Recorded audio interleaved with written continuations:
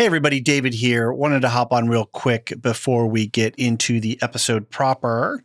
I've been suffering from a little bit of this summer cold that has been going around, and I'm pretty much over it, except I have this lingering dry chest cough, and it's driving me crazy. And whenever I talk, I get a little coughing attack. And so Jean and I were recording last night, and we just had to call it. I was kind of exhausted from all the coughing, and I had so many markers for the editing process. It was kind of crazy. So, and my brain was a little cooked too, just from being tired and just all the things, right? You know, just life in general. So we took a little break. I got a good night's sleep. I got some cough suppressant stuff from the drugstore this morning. So we're going to pick it up where we left off. We'll call that out in the episode. But I think I got all of the coughs out of the edit. So if you hear anything, apologies. I might have missed a slight one here or there.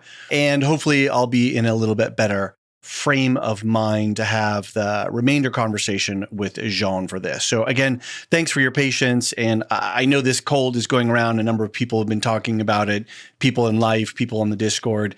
So all I can say is it's really annoying, and I can't wait till I'm rid of this thing. And if you're dealing with it too, I hope you get through it relatively quickly as well. Okay, on to the episode.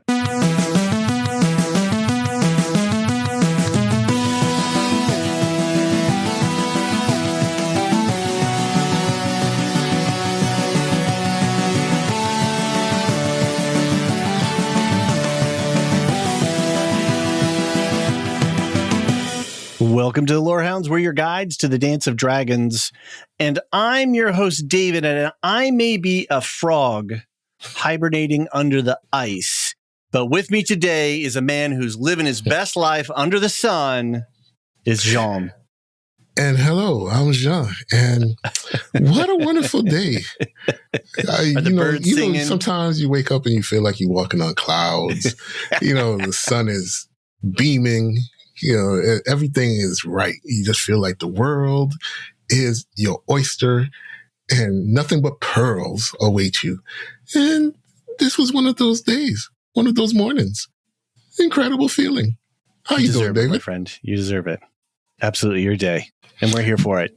And this is our coverage of episode 6 of season 3 of House of the Dragon, Faceless Men. Jean, I'd like you to know that we've had a couple of people subscribe, given our recent conversations. So to our new subscribers, thank you. Thank you so much to everyone who did, and everyone who listens, and everyone who engages. We appreciate it all. And, we're still here, and we've still got things coming up. So if you feel like this is your time and this is your shot, then we'd love to have your support. Go to the link tree in the show notes, and you can subscribe. Subscribe as long as you want. Stick around for however it works and whatever level that works for you. We've got plenty of bonus content for you, and it's you get some cool special flair on the Discord. You get ad-free episodes. The sweet sound of no ads. It's all good, and it all could be yours. But anyway, enough of that. Jean, how can they get a hold of us if they want? You can always send us an email, a voice message at HOTD, hot D, at thelorehounds.com. You can hit us on our Discord for House of the Dragon, but also the many, many other shows that we are engaging with and talking about and potting. So please, don't be afraid. Send us a message. However we already got messages in the queue as well. Amazing. People were sending in even after the feedback episode from last week. So see, it's easy, everyone. It's fun. It's easy. Your voice gets to be as part of the, not everyone's on the Discord, right? Chatting all the time. Right. And, we send out these podcasts out into the ether. And we know who's listening. I mean, we don't know who's listening, but we know that you all are listening. And this is your opportunity to reflect your thoughts back to the community. We get to be a mirror for you and be a mirror for the community, so that we can all nerd out and talk about the show that most of us are enjoying. I think there's a few people out there that are gnashing their teeth a little bit, but we'll talk about it. Feedback end of the week, or we're good for Thursday? Yeah, we can do Thursday. Definitely. Okay. So send in your comments. Lots of discussion already happening on the Discord. Nate and I were going back and forth today about Massaria and whether she really has the space and time to stand up a spy network in, the amount of time that she had. And we're just having a lot of fun kicking it around with. And of course, everybody last night, after the beginning of the episode, everybody was on the Discord. Giving you the Leo pointing meme and the standing ovation at the Oscars, and very, very happy for Jean. Jean, it is still hot, too hot to lore summer. I caught the trailer for Lanterns last night. And dude, that looks like a cool show. And I think what we're going to do... We will be covering it, Alicia and I. We will be there.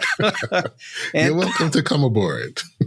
And I owe Alicia a favor. She covered for me for a couple episodes of this show. So I'm just going to have to repay the favor while she's still covering. Let's not twist your arm, no, right? Now that I saw that trailer last night, no, you don't have to twist very hard. Not at all. So that looks like, it was giving me that same excited feeling that we were talking about before the show that shall never be named again. Mm-hmm. Remember how we were sort of excited for like a superhero spy thing going down, get some grounded. Yeah. Yes. And this feels like maybe they took that lesson. I mean, maybe they took the lessons of Wonder Man earlier this year and just made a good show. Yeah. Make a good show. Make a good story. Tell a good story. That said, I think we just finished up with Lestat coverage. John and Alicia were covering that. Alicia is deep in the silo. She's many levels down. Her and Luke are going along, and you've been watching the show. Yes. I just watched episode 4, so I'll be tuning into the pod because I have questions. Excellent. That's what the pods are for. Odyssey coverage is coming. Supergirl, you guys are on the schedule we're doing for it tomorrow. this week. Yes, we are. All right, let's do that. And there's lots more coming later this year. So we're going to jump into today's episode. It's mostly a timeline. This was a really messy episode to break down. There was just so many little scenes and so many little momentous moments. And I was like, dang, like once I started to unpack it, I didn't realize how compressed it was. So we're going to go mostly in linear order, but then there's going to be some times where we're going to compress a couple, 2-3 scenes and just sort of group some things together because it's easier to talk about it that way. And so, we'll record Thursday night, and that feedback episode should be into your podcast players by Friday. Jean, what did you think of episode 6? We are on the cusp of the penultimate episode. I think we're 8 episodes, right? So we got 2 left. And we have 2 left. Right. So we're right on the edge here of whether they're going to give us a battle next episode or they're going to end us on 8 with a battle. Hard to say, but this one, how did you feel about 6? After the opening scenes, the episode could have ended and I would have been happy. Just turned off the TV right there. I actually did. You did? I turned it off. You did? Just to savor the moment. I stopped watching the episode. So the podcast is dead. That's it. And I sat and I reveled in the awesomeness of what I just witnessed. How long did you sit there? It was about a good 10 minutes. Wow. Yeah. Wow. I sat with it, man. And I had it paused when I went back just so I could see. It was amazing. It was amazing. Now, you knew a little bit about what was coming because it is a thing in the books. Yeah. Were you expecting it this episode? I was not expecting it this episode. No. It completely caught me off guard. Nice. Okay, so they did their job. Yes. Completely caught me off guard. Okay. That's why when we spoke about his demise, I mentioned arrows in our last episode. And I was just like, yeah, they gave it to me. Right. So, right. Yeah. Good job. But after that, I got past that. Mm-hmm. I was still under high. You know what I'm saying? I'm still really high up. And there were some developments in the episode that I thought were really particularly noteworthy. Mm-hmm. Ormond, Rhaenyra, Lady Jane Aaron, just the weirdness. Yeah. Just the weirdness of the veil. Right. You know, I think they're doing sacrifices. That's what I think. I think that's what's going on. I think they're doing human sacrifices out the moon door. But yeah, just there was a lot of subtle things, especially with Ormond, Daemon, and Daemon, and G Wayne, and they're in that scene that they had together that I thought opened up a lot to be able to talk about. Okay. With the relationship between the three of those people. Okay. And how it portends for the rest of the series. Got it. Like I was saying, this was a packed episode, but I think it's my least favorite episode. And that's, not every episode in a show in a season is going to hit, and that's fine. Yeah. I did feel like there were a couple of scenes that I didn't feel either they didn't do enough setup. Well, I think in both cases they didn't do enough setup for them, and so I was kind of like whiplashed by them a little bit. I'm like, wait, whoa, what's happening here? Or there was a scene, part of a scene that I didn't catch. I might have just looked away, and then when I caught it, and that was like when the dragons were flying by from at Rhaenyra's hideout. Yeah. So there was stuff, and it felt a little like it was. It didn't. There were a couple of scenes that didn't flow very smoothly for me, where everything else has been flowing really well. This felt a little jarring in a couple of places. And then there was a little jetpacky action with, was it Roxton and Corlys at the end?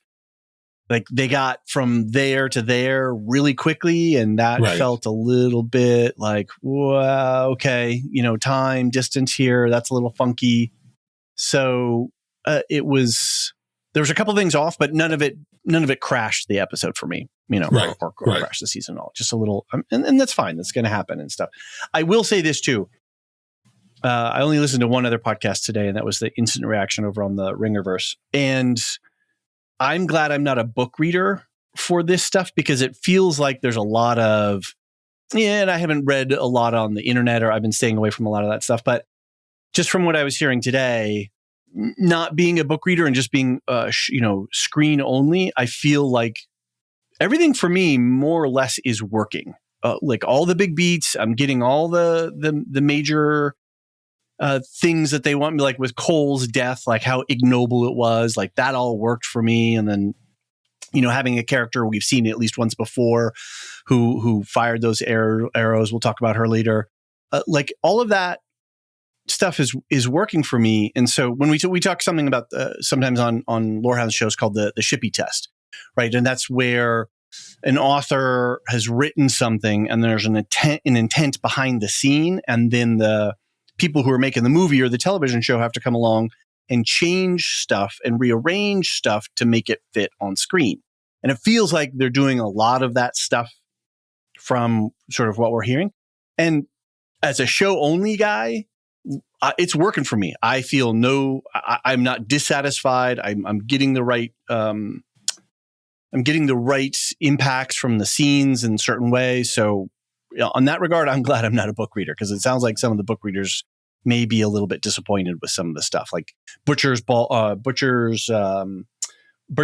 should have been, more, or Fish Feed, or, these other big scenes.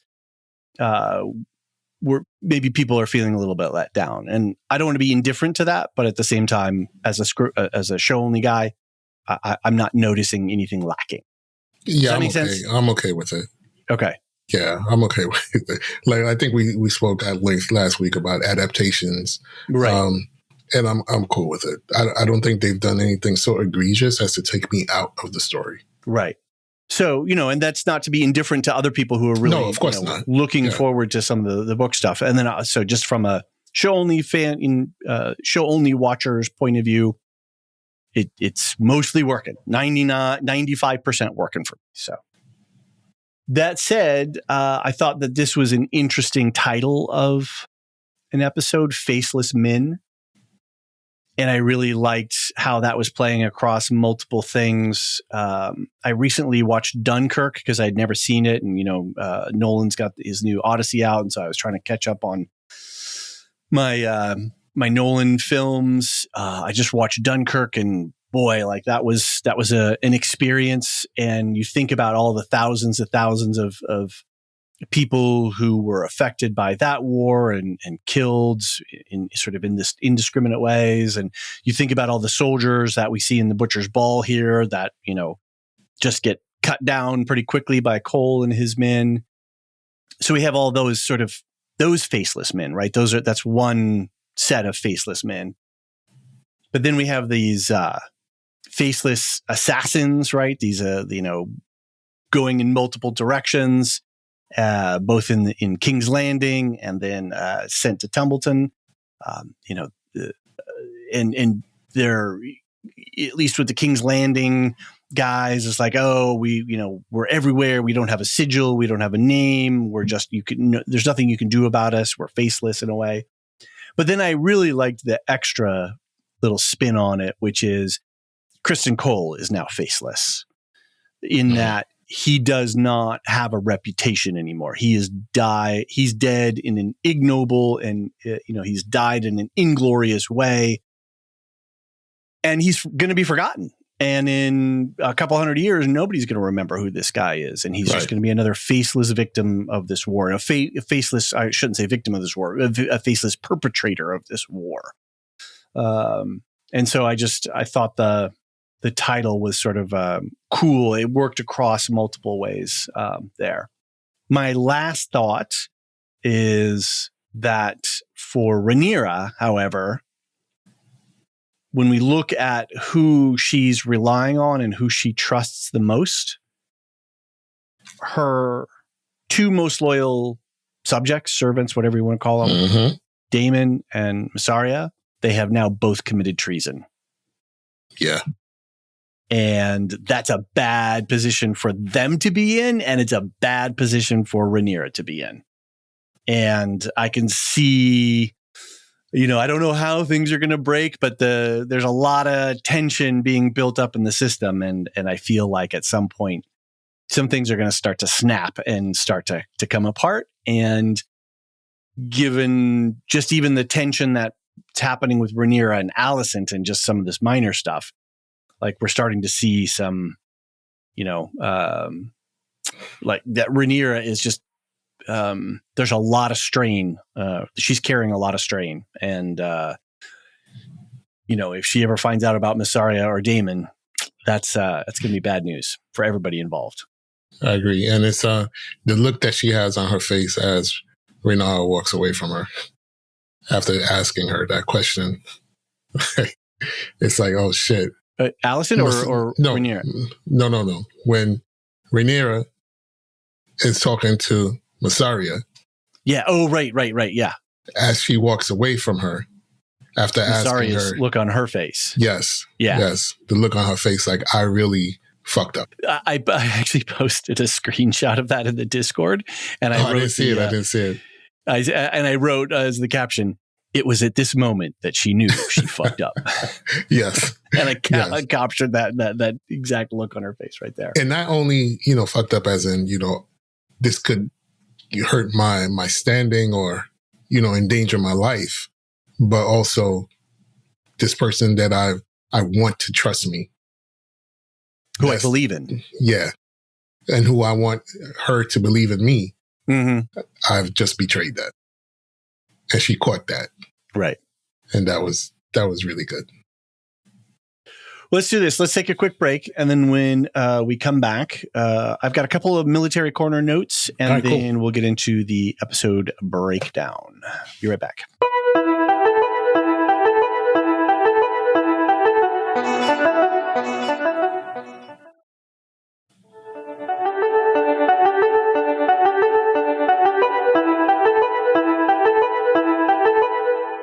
And we're back. So I'll have a fuller situation report for the feedback episode on Thursday. I'll put it together in that sort of template again. But I wanted to call out a couple of things really quick, and maybe I'll add some of these things in as well. But I wanted to highlight them really quick. I'm really frustrated with the situation in Tumbletown because if they had a picket line set up around, if they had encircled, just a thin line of troops or even some roving patrols, there's a high chance that Corlys Velaryon would not be presumed, we presume he's alive, right? I think that's, yes. They captured him. That could have been thwarted earlier on. And I think I want to talk a little bit too. Maybe I'll save this till we get to the Butcher's Ball. Well, it's kind of coming up anyway. Yeah, let me do that then. I want to talk a little bit about what a ruse de guerre is and what's permitted in having a permitted deception versus some sort of treachery or forbidden betrayal of trust, according to the laws of war, which we have codified in 1907, but there's they sort of go back for a long ways. But we can sort of pick apart like what's sort of okay and what's sort of not okay, and some things that sort of are right on the line. So let's start up with Kristen Cole. It's a trap. It's not a very good clip. Sorry, that's Admiral Akbar there calling out it's a trap. That's what I called this section. Cole and his men find the remnants of a Riverlands camp. It turns out to be a trap, better known as the Butcher's Ball. So, not talking necessarily about Cole's specific demise. We can kind of save that for a little bit. What do you make of this scene with the Riverland men running a little fake out situation? Yeah, this was great. I thought it was because Cole is so single-minded in purpose at this moment that it takes him a few moments to realize that, wait a minute, not all these bodies were not killed here. Mm-hmm. He says that. So they are just walking directly into their deaths. Right. And, once they were able to defeat the initial, assault with the people, with the soldiers just rising up and yada, yada, yada. And I think they thought at that moment that maybe, possibly, this was just a small thing, right, to impede them. Yep. And then you hear the unks from the north. they're outside. You know what I'm saying? They're outside. And that it was at that moment that I was like, oh. It was at that moment they knew they fucked. Yeah, exactly. And then you see the mismatch. You see the amount of men that they actually have, Cole does, in his company, which is drastically reduced from the march, how untold members died, some most likely deserted once G. Wayne was out. So he's left with a rather diminished force, all because of him and who he is. And that was what was striking to me. Like, you had a handful of soldiers left, of men left. And you can't blame anyone else but yourself for putting your company, your men in your charge in this situation. But he doesn't even fucking care. He says, it's our death, right? And it's kind of like, cool, like it's finally here. He makes the lame attempt of save my men, but it's like, man, there's no saving you guys because all you guys have been pretty nasty and dirty this whole time. So right. There's going to be no mercy here. And even that save my men was some bullshit. Right. So his men can, if they were to live, would go back and say, oh my gosh, Kristen Cole laid down his life for us. He fought two people to the death so that we could survive.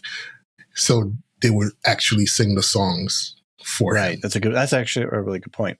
I hadn't thought about that angle on it. But he doesn't, it's not even the mission to slow the Riverland army down. If that was the true objective and the true case, you would have conducted that whole campaign of harrying those forces in a very different way. Right. And have been more conservative and more caring of your men's welfare and, hitting different parts. Like there was a different way you could have done that, but he was looking to die. Yes. He was looking to die from the beginning. And then when it finally caught up to him, he was like, cool, now we can do this, and I'll do this great big battle and everybody will be happy. And instead, Allison Blackwood, aka Black Allie, 2 to the guts and 1 to the face. So she's a member of House Blackwood. She's the aunt of Lord Blackwood of Benjicott. And apparently she commands the house's archery divisions. Yes. We saw her first in episode 2 at the battle in the celebration of after the battle of the fish feed. And then with this one, rumors are that we're going to see a little bit more of her, given the number of episodes that Annie Shapiro has signed on for. We're hoping to see her a little bit more. And I think given the way that they've staged the introduction, it feels like is going to be a minor character, but maybe somebody that we're going to see in some more, or this one big set piece battle that we've obviously got coming up. The fight at Templeton.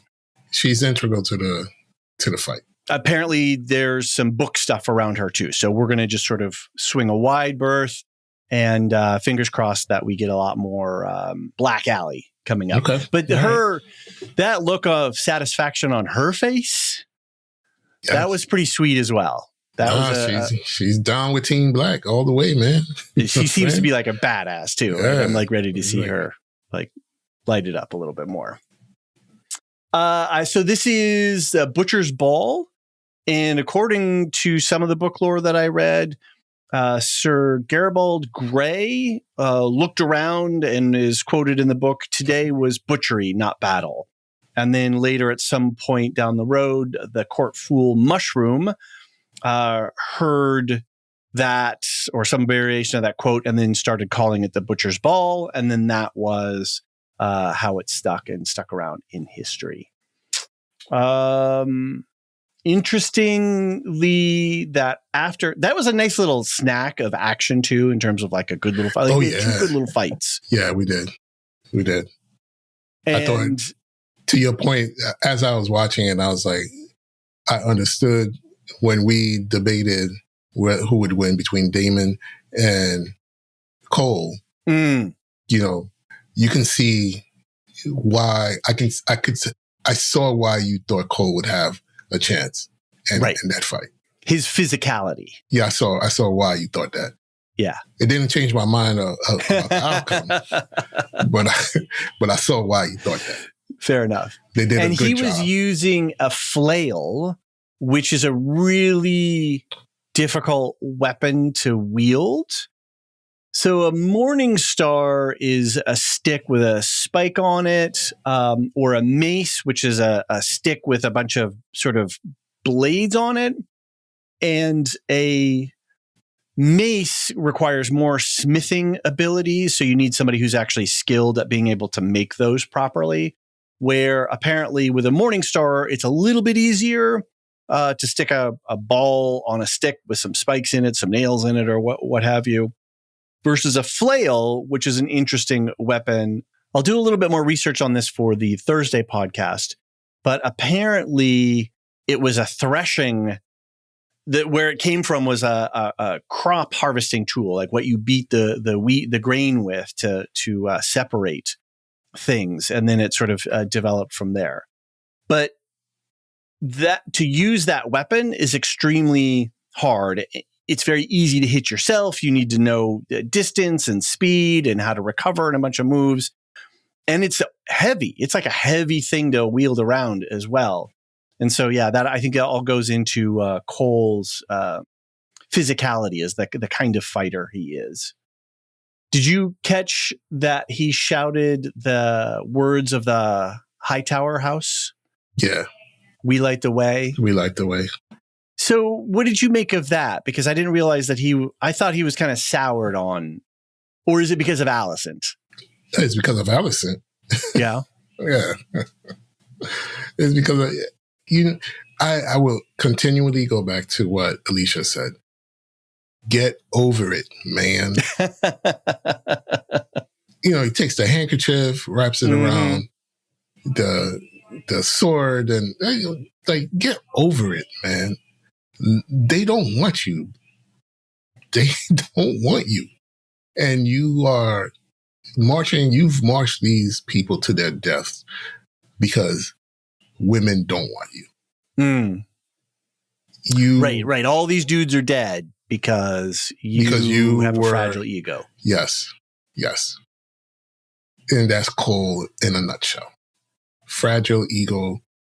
So I'm going to lead people to their deaths because I can't face the women who rejected me. I can't see them prosper after they rejected me. Right. So I have to die. What type of fucked up misogyny is this? So we light the way are the words of the Hightower house. It refers to the lighthouse, apparently, in Old Town Harbor and Whispering Sound. I guess it gets foggy down there, and so they have a lighthouse there, and so obviously that's guiding in the shipping and that kind of stuff. But the Hightowers are also instrumental in developing the Citadel, supporting and establishing that, along with the Starry Sept, so the religion of the Seven. So in a way, they see themselves as lighting the way not only in trade, but in intellectual knowledge as well as religion. So that sort of all feeds into their mythos. And then, of course, in season 1, episode 5, I believe it was, I forget who exactly, but they were at that big feast to fate Rhaenyra. Yeah. And somebody says, what color does what color is the beacon in Old Town when they're calling their bannermen to war? It's green, and of course Alicent's wearing a green dress in that moment. So I guess they would put something in the flame to make it green. But yeah, I think it's interesting that Cole uses it. So I couldn't make heads or tails of it, but I think you have it. It's about Alicent more than anything. Yeah, more than anything else. Right. All right, let's move on to sort of a compressed scene here. Let's take the small council, the House Baratheon delegation, and then the petitions of the small folk all together. So obviously we have the small council meeting and the Baratheon fellows and the small folk. What did you make of the small council meeting? Man, it's hard to make anything of it other than, man, if only she had a hand. A hand who is truly looking out for her interests and for the interests of the realm. If only she had a hand. I mean, everybody else is well appointed, I think, but they're lacking. She can't be the ear, the voice all the time. She can't have that responsibility. I don't think anyone can. And we talked about this before, how important that chief of staff position is. It's so important to how the meeting is run, to what gets talked about at the meeting, to solutions before you even have the meeting. Solutions are already there. You know what I mean? Things have already been sorted. You can't go into the meeting trying to sort these things, these myriad of issues that are popping up right now. I think Daemon getting up and walking out, and after Alan says, we'll get some men, he was like, no, thank you. Like, I'll get some Valerian men. And he's like, no, thank you. And just walks away to one, because you need the help, right? She needs the help, but you're so bent on doing things your way. This is where Daemon gets always stuck. And it's about him and not about her. Yes. So later when he's talking to the Gold Cloaks and he's saying, when I raised you up, you were just a rabble. Yeah, yes. I raised you up. I made you men. And it's not about, them or about the city or, about the queen that they've sworn allegiance to. Right. And ultimately to their own families, to protecting their own families ultimately. Because when somebody else comes in and they heard that the Gold Cloaks took some sides, they might want to clean house a little bit. And so you might not be holding on to a job or your life for very long. So it was very frustrating to watch that scene for me because I just, again, looking at the table, who's the only one who offered something truly was Alan when he said, I will get a contingent of men to shore up the defenses. Right. No one else really offered anything. He also offered he counseled being patient with Tumbleton. If you wait for your army to get down here, don't strike, don't be hasty, choose your moment. So he was actually, you're right, offering good advice for the well-being of everyone, the realm and the queen. But again, he's in a position where he's not his father. And does he really have what authority does he really have? Exactly, which is why Daemon felt comfortable enough to be like, turn his back and say, nah, because I don't know if he would have done that with Corlys. It may have been a conversation. It could have ended in the same manner, but it might have been done differently. As opposed to, like, say, throwing a wine cup at Lord Manderley. Yes. Those guys are great. I love those two. Very funny. So 3 score. So there's a Valyrian detachment of 60 men. Like, that's nothing compared to like with the Red Keep and what have you. So that's pretty small. So it was 4 and 10, I think, is what he said. So Sir Luthor, can I say that 10 times fast? and 14 men, and he says 5 and 20 of all of that. So these are small numbers. So I don't understand how big the Gold Cloaks actually are, but that doesn't seem like a huge number to me. But I guess it's more the impact of the fact that they're being assassinated in these ways. And then, we got confirmation across the board. Nate was very clear. He's like, it's not a theory, guys. It's the guy. They showed us in the previously on of the previously episode. And it was literally a blink and miss it. And if you don't watch the previously on, you wouldn't have seen it, let alone if you looked away in the moment. But they showed us that dude. And so that was them. So JD was on it. Nate was on it. So good job, guys. The Riverlands army is a fortnight away. So that's 2 weeks, 14 days. And something else that was interesting was the fact that Daemon was talking about the prophecy in the open. Yeah. So I've got an audio clip for that. Remember the prophecy, your sacred calling, whatever you do in its service is justified. Aegon the Conqueror burned thousands on the field of fire, thousands, and settled the realm for generations. The Conqueror burned enemy soldiers, not subjects who bent the knee. Their lord bent the knee to you. The people would just as happily follow a mule if that same... My father would have bore it. And there we have it. There's a lot going on in that audio clip. Not first and foremost is Daemon's opinions of the people and the subjects of their rule, they quote unquote rule. Daemon. Like, what do you even say to that? You know what I mean? And she didn't even say anything to it. She is like, what do you tell somebody who's so caught up in the norms and the titles and, people's place in society? Oh, I mean, we see that in our everyday real world. Yeah, it's a real situation. And that's I think a lot of people Right, have that real challenge is how do we, when things are so charged that you can't even sit to find common ground, right? I think that's the hard part. So, but again, when you said he spoke openly of the, prophecy, who at that table knows of the prophecy? Orwell was like, bro, exactly. What? Prophecy? He was kind of, you could see him shifting in his chair a little bit. And I was like, is he leaning in a little bit? Is he? So that was interesting. Yeah. And then when she says, my father wouldn't. And he's like, there it is. And Daemon never really, he loved his brother, but he never really respected his brother. But he's still competing with his brother.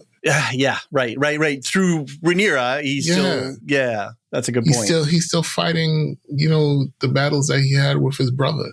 Yeah. He's trying to outshine his brother, even though his brother is no longer king because his brother's dead. You know what I mean?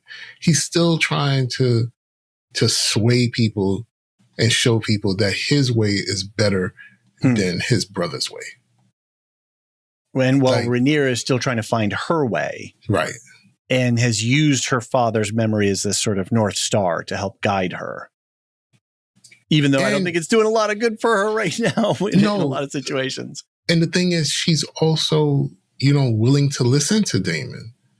Yeah. She doesn't always just say, "Oh, get out of here with your dumbass ideas." You know what I'm saying? She's not doing that.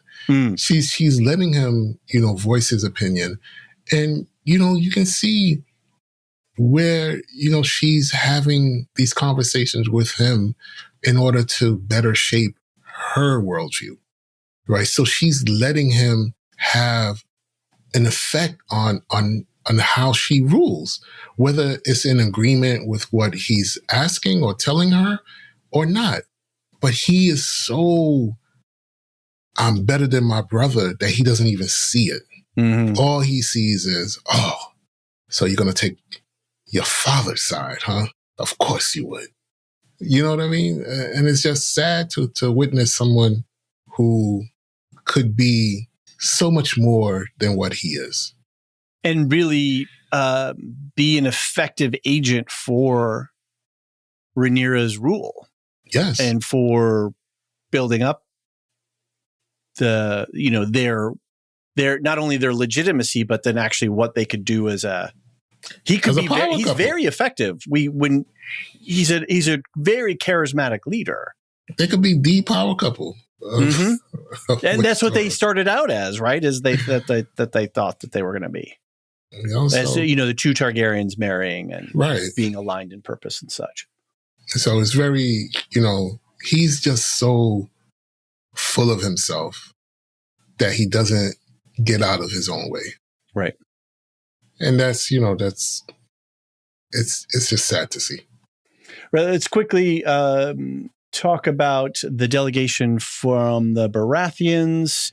I think just what's interesting here is that they are giving us a pointer as to where Baratheon is not, which is he's not either in King's Landing or he's not in Tumbleton, but that he's off somewhere attending to the Vulture King, who's been raiding the Stormlands in the Red Mountains. Don't know if this is all smoke and mirrors or what that actually means. I assume that these men are not dead, that they just took their uniforms, maybe held them hostage a little bit while they took it. Because this gets into, I'll do this on Thursday. We'll talk about what's a ruse de guerre versus versus perfidy, and when you can do these kinds of things. But I assume that they just took their uniforms but kept those guys alive. Because she said, "Give me your belt." So they didn't kill them on the spot. They're talking to Rhaenyra, and she's like, "Yeah, this is all bullshit. What you're telling me, this is all BS." There's no way that I can call for him to be here, and he decides to go after some bandits. Like, there's no possible way where that is legitimate. Like, she can see it. Yeah, no, that's some bullshit. She can see it. And she knows it. And she knows it. So what does she do with that information? That's the question going forward. Right. Well, we're going to have to wait and see where Baratheon shows up on the battlefield before the end of the season, because they keep dropping hints. They keep laying track for this. So I'll be curious to see how it plays out. With the petitioners, they're out of tallow. It seems like order is breaking down. Rhaenyra offers some thoughts and prayers to the sisters. And the two things, obviously, let's talk about the cut. But the other thing is, at some point, she looks up at one of those columns that's holding, in the ceiling, and she looks at that figure. And I'm just wondering if anybody knows what that carving is supposed to represent or who it's supposed to represent. I don't know if you. No, I got to go back to it. Okay. She looks up and they frame that column in like some, big, noble, regal person up there, and whether it's decoration or whether it's truly somebody, who's being immortalized in stone, I don't know. So she gets a cut on the throne, and we've kind of been, I don't know, I've been waiting for this moment. I didn't know it was going to happen, but every time anybody's on that throne, I'm worried about them getting cut. And because obviously that was, what happened to her father and his slow demise. So I love the metaphor of the fact that, when you sit up there, you're not safe. Right. Being the ruler of this place is not a safe thing. And even the chair you sit on is dangerous. And as well, the metaphor for power and how power affects you and how you're being affected by, the symbol of power and the reality of the power. And all these petitions are small cuts to her power. Right. It's not That's one really big gash. All these petitions are just little nips, and every time that something is wrong and she can't remedy it, they tell her that. Like, what do you mean? We come to you to remedy this, and she can't. Here's a little cut, tallow cut. Women are going missing, cut, to the point where she has to just leave. Right. And that crown looked real heavy on her head as she was walking out. Very heavy. It looked very uncomfortable trying to keep that in position. And that just feeds into that whole conversation that she and Allison have been having about what being a ruler is going to do to you and how you're actually going to be affected by it and the choices that you have to make. Right. All right, let's jump over to the watch over Tumbleton. Ulf laments his situation to Hugh, who's come up to relieve him from watch duties over Tumbleton. Later, Hugh sneaks into Tumbleton, and things don't go the way that he had planned or hoped. Ulf is an oof, but I do love his earnestness and his sort of, he's really just kind of a simple man, and he's a simple egotistical man, but he's true to who he is. So I kind of respect it in a way. Okay. Ulf is he's just so like, he's that friend that you have is just like, oh, you're doing too much, bro. You're doing too much. Like, what's the point of having a dragon, riding a dragon if the friends can't see it? Like, dude, you're doing too much. It's like, let's get past this situation that we're in, which is a war. Mm-hmm. Which is a war. Let's get past this situation so then you can enjoy the fruits. Right. But no. Not right now. Just, he doesn't have that in him to just be like, let me chill for a little bit.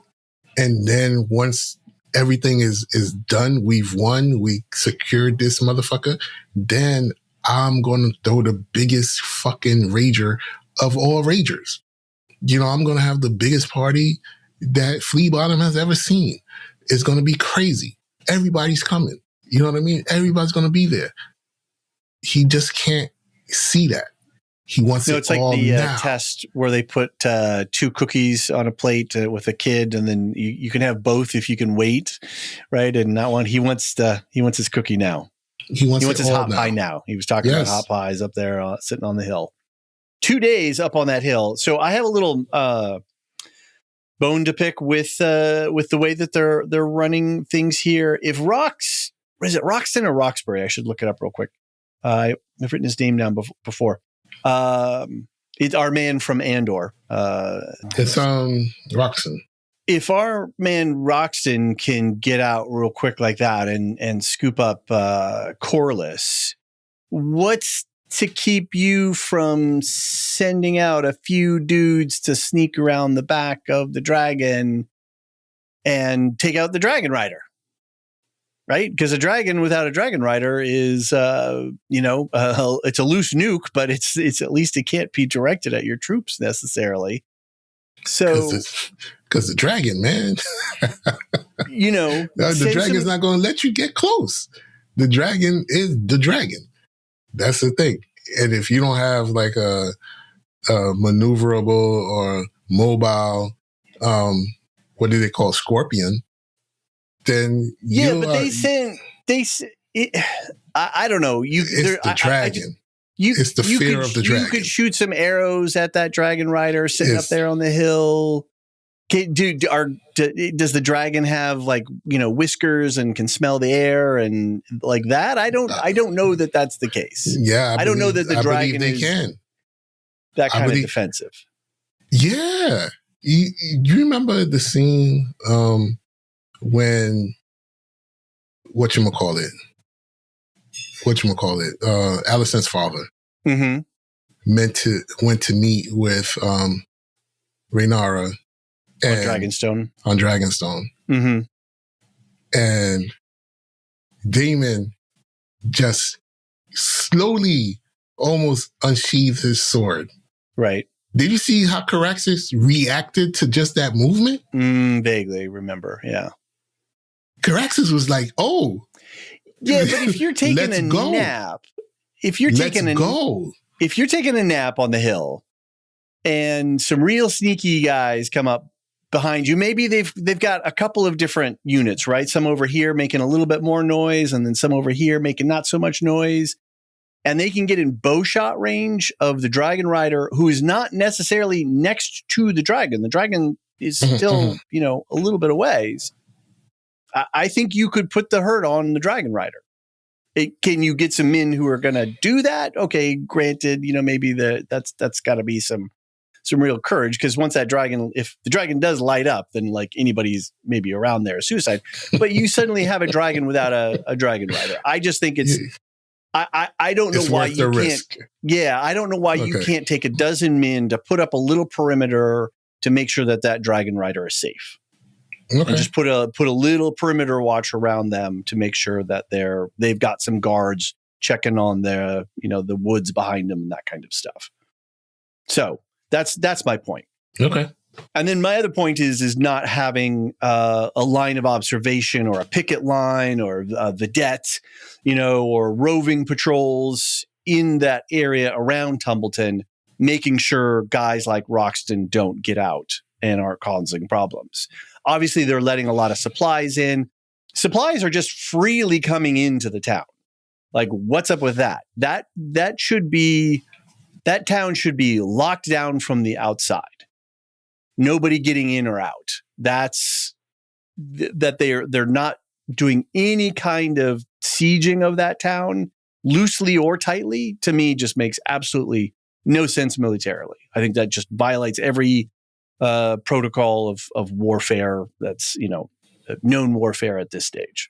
So they don't have. I just think it's the dragons. Yeah, but that dragon sitting there did not get Roxton. No, right. Roxton got out and got Corlys. So that's my point. Right. Okay. Yeah. No, fair. Fair. Yeah, if you move the whole army, all 15,000 dudes out, the dragon can descend on them. No problem. That is legit.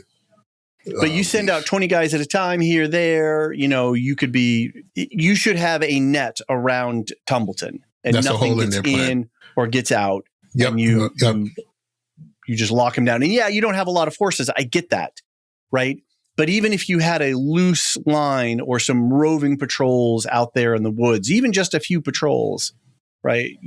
Stopping them from foraging, stopping them from gathering intelligence, shooting the ravens that are flying back and, shooting down the ravens that are flying back and forth between the town. I just think they're bungling the whole way that they're approaching Tumbleton. Yeah. It should be a siege town. Yeah. Right. It should be a siege. All right. My rant is over. My watch has ended. My rant is over. My watch is not over. So that's fair. Yeah. Little bone to pick. All right. Well, let's do this. Let's take a break. Let me cool down while we listen to some commercials. And then when we come back, let's talk about Alicent, Rhaenyra, and Helena. Let's talk about Hugh.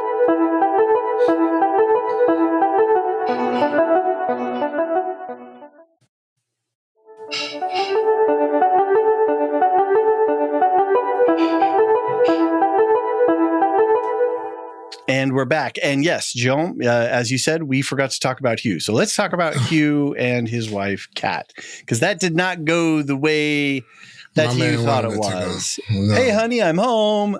Fuck you. Yeah, no. Sorry. First of all, that was incredibly risky what he did and foolhardy. Like, that was ridiculous that he would do this endeavor. Like, why? Just, stupid. I mean, I can forgive Ulf going to the pub to see his mates. That's inside of King's Landing, where you're quote unquote safe. Right. This is like literally walking into the enemy's fortress. Right. And just really poor judgment and terrible decision making. All the things that are wrong with people in this show. Selfish decisions. Terrible, selfish decisions. Yes. And then when he's in front of his wife, saying, I'm a dragon rider. And she's like, I never needed you to be that. Right? Yeah. I never needed you to be that. Don't say you did this for me, because you didn't. Right? You did this for you. You did this for your ego. Yes, this is for you. I didn't need you to be up there. I needed you to be down here. Mm-hmm. I needed your feet underground next to me. And he's like dumbfounded. But I understood. And I can respect it, because at the end of the day, you're saying that these are people who are saying we're doing things for others when really they're not. They're not. And if you can't be honest with yourself in that moment, then how the hell do you think this person is supposed to love you and welcome you when you are welcoming her with a lie that she sees right through because she knows you? Just, Do you ever thought about going into couples therapy, maybe, Sean, being a counselor or something? I wouldn't get paid enough. All right. Well, I think you've diagnosed them pretty well, right? Yeah. So, Hugh and Ulf,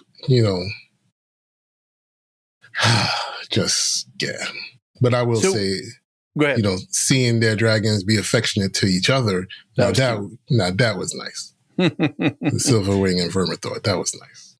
Where do you put Adam in this? I mean, if we've got Ulf and Hugh, is Adam doing this for the right reasons? Is he following the right sort of protocols, such as they are?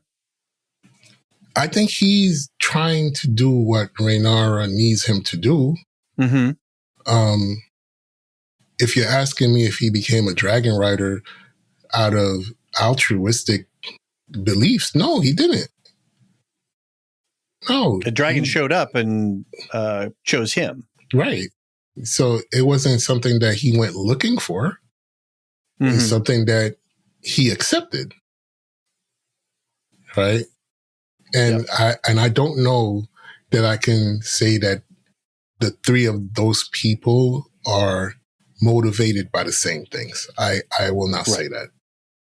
I don't see Adam as being as ego-driven as these two men are. Is he the more pure of heart of the three of them, of the seeds? Pure of intention? Like he actually has a good intention? I think so. He's not doing it to get himself out of date or to be the big shot amongst his crew at the pub. Yeah, I would say yes. Mm-hmm. I would say yes. And he doesn't even really care about being recognized by Corlys in the same way. I mean, he sees it and he calls it out more, but I think he seems to be, I don't know. Yeah, he doesn't seem like a guy who's seeking glory. He may be seeking adventure, but he doesn't seem like he's seeking honor and glory and to sing praises of my name and all that kind of stuff. I think the legitimacy does matter to him. Mm-hmm. Absolutely. Because when she named him Adam of Hull. Right. He looked pretty bummed. Yeah. You saw. There's a pride that he has in being a Valyrian. Okay. Right. There's a pride that he carries that he wants people to see, that name on him. Okay. So he does want that. His ego's at play as well. Yes, he does want that recognition. Okay. Absolutely. All right. Absolutely. I got it. All right. Well, hopefully we can hope that Ulf gets out okay. After he's been seen. I mean, like, dude, that's a big... Hugh. Talking about Hugh. Sorry, Hugh. Like, man, that hair, right? Like, you don't think that you'd be a target? Big giveaway, man. Right? Big dude, big... And people have been seeing you flying around on the back of this dragon, maybe like, hey, that kind of looks like that dude. Anyway, not a good situation for a dragon rider to be in. All right, Alicent, Rhaenyra, and Helaena. Rhaenyra confronts Alicent about her attempts to escape, and Alicent comes clean regarding Helaena. Mysaria lies to her queen and then starts to cover her tracks. Alicent tries to convince Helaena that they need to flee, and then later Alicent and Rhaenyra meet again, and Rhaenyra gets Alicent to go to Harrenhal, and Helaena and Alicent talk again. All right, so I thought this scene between Alicent and Rhaenyra just really, everything that Alicent was telling her in this moment. This is when she really becomes that, right? So we see her steel herself, and maybe she didn't want to do and say the things and go down the path that she wanted to do, that she went, but she had to, right? She had to. She's feeling like there's no other options. There's no one is giving her a different, route. Her hand. Yeah, you can really see Alicent like casting around, trying to find. So yeah. So she's doing the thing that she thinks that she has to do in this moment, and it is ruthless, and it is fucked up, and it is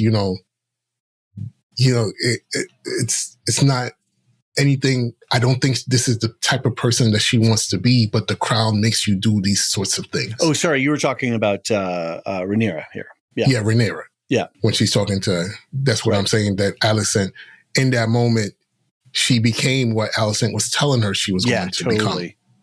And that look that Rhaenyra, in that final scene between them, that look that Rhaenyra has on her face, like, it's just an incredible portrayal by Emma Darcy here. And like the one look on her face. That there's a part of the scene that Alicent touches the hem of her shirt, the cuff of her shirt, and she looks at her like, "Why are you touching me?"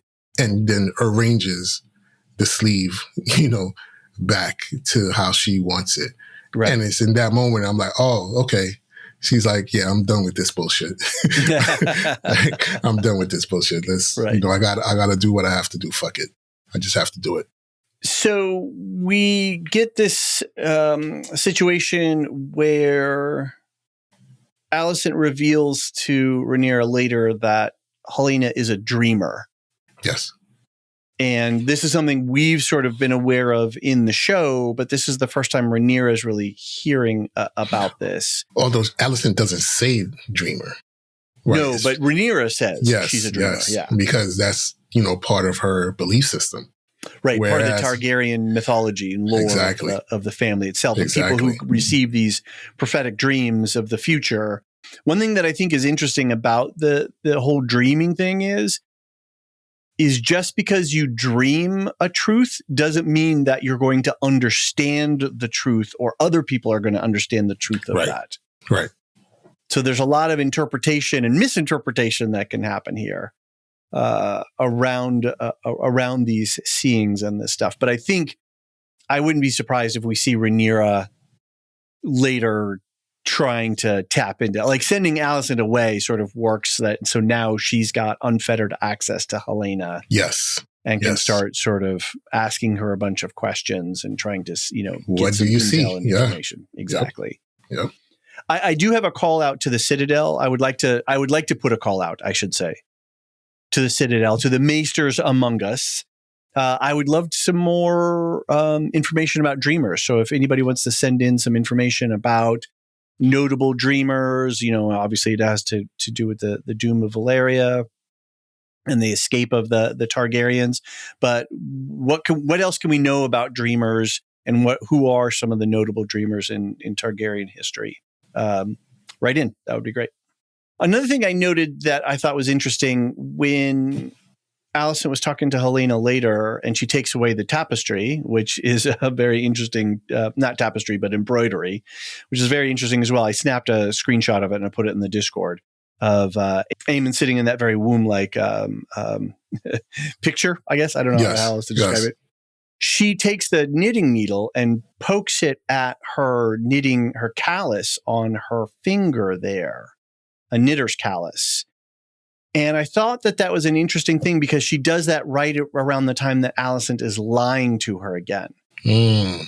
So something that was interesting when I was reading about calluses today, yes, I did read about calluses as part of my research, is that, you've got thickened skin there, but apparently studies say that you don't necessarily have less sensitivity. You just can tolerate more force on that spot before it registers as painful. Right. So her poking herself, is she trying to make herself feel something? Is it a metaphor for the lies that Alicent keeps telling Helaena, and that she's sort of calloused to these things? And you can lie to me and maybe it takes a little bit more, but it still hurts. Right. Like it's still painful underneath there every time you do it, even though I'm used to you doing it to me. And I just feel so badly for Alicent because she just is. Why do you feel her track bad? record of as being a mother? Like you don't start out in life trying to be a bad parent. And she just has not had a very successful run of being a parent. And I'm just, as a fellow parent, I'm just like, man, that sucks. That sucks. Like, I feel bad. All right. Fair enough. Fair enough. Missaria trying to clean up her mess and taking out some poor serving girls who. It had to be done. We lost a stable boy and some more household staff today for no fault of their own, doing what they're told. No fault of their own. Just, man. Ground up it's in the terrible machinery. world. It's a terrible world that they exist in. Keep your secrets. Well, Jean, last night I was not feeling very well. That's an understatement. Like, did I sound bad? Oh man, you were a little off. I could tell. Yeah. I went back and edited the podcast this morning. I was listening to my incessant coughing, and it was driving me crazy. I think it was, and physically, when you're coughing that much too, you just get exhausted. Yes. And I think I was just cooked. So anyway, I got a good night's sleep last night. Like I got a really good night's sleep last night. That's awesome. Ran to the drugstore, got some cough suppressant, which I'm just going to use sparingly for, my podcasting and meeting responsibilities. It's still there. But it's a lot less today. So we're going to try to cruise through this so that I can get this edited and get out. And then, we can talk some more in depth and detail on the Thursday podcast with the feedback. Yes, we could do that. So I think where we left off was around the Gold Cloak resignation. So Daemon received a delegation of Gold Cloaks claiming that they couldn't take care of their families anymore because of the lack of pay. And then later... and this is in one of those compressed scenes where we're grabbing a couple of little bits. Daemon sets a trap for one of the Faceless men and then confronts Ulf. What did you make of the Gold Cloak situation? Yeah, I think we spoke a little bit about it earlier in the pod. Yeah. Just saying that he, his hubris is at an all-time high in this scene because he never once thinks of them. He only thinks of me. Right. And you can't lead a force of people with I and me, especially when their needs are not being met.